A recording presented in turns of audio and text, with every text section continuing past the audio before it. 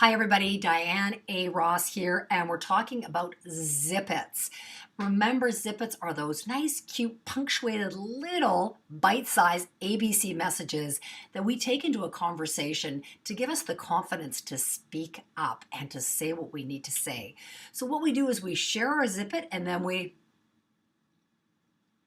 hold that space. You've got it. Just really get comfortable with saying it and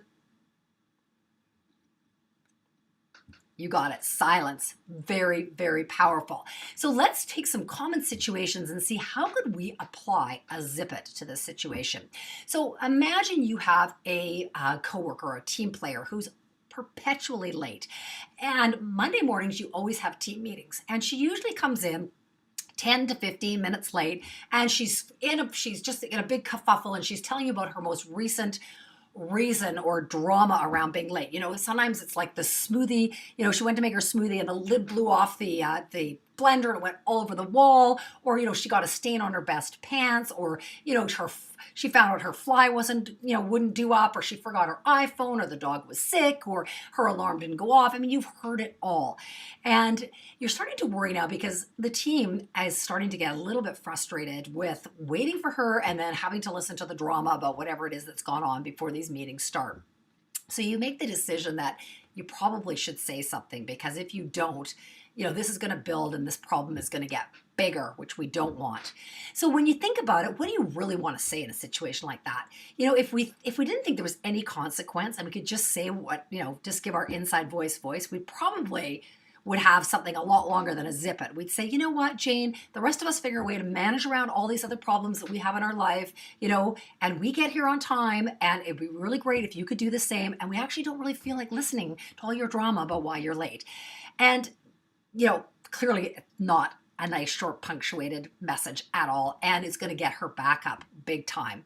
This thing now will just blow up in your face. I know most of you are thinking, well, I wouldn't do that.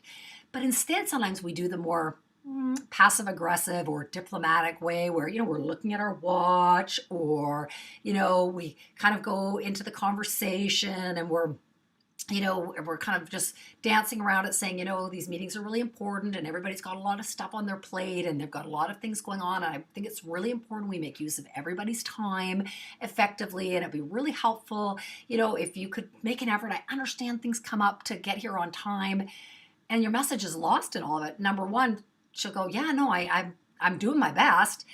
Or a lot of times we end up having that conversation with everybody in the group. Sound familiar? And the person who we want to hear it never hears it.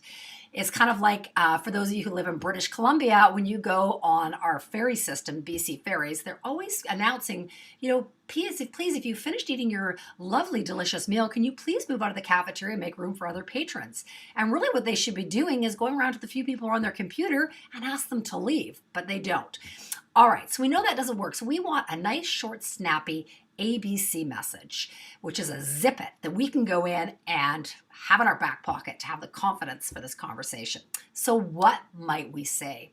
Okay, so we might say, Jane, I've noticed that you were late for our meeting again today. If you're unable to make it on time, can you please have somebody else come from your department for the next meeting?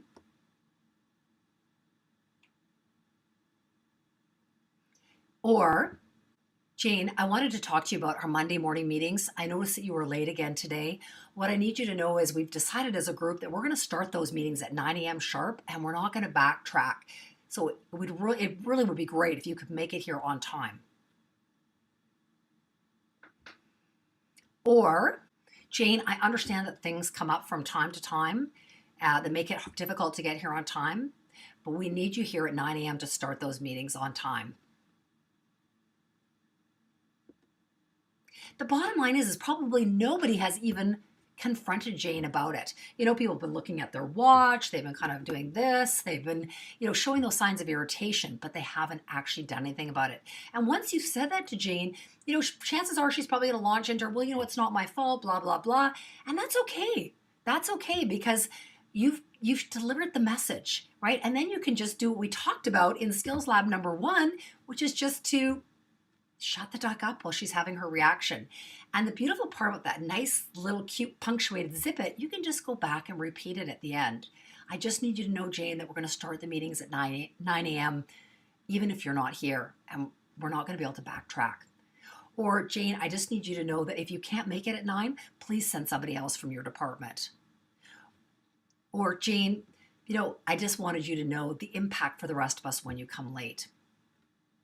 Just repeat your nice, snappy zip it or some variation on the theme. And the beautiful thing is that's all you have to remember as you go into that conversation. Now, how easy and amazing is that? All right, until next time, remember, you could be one conversation away from having anything you want.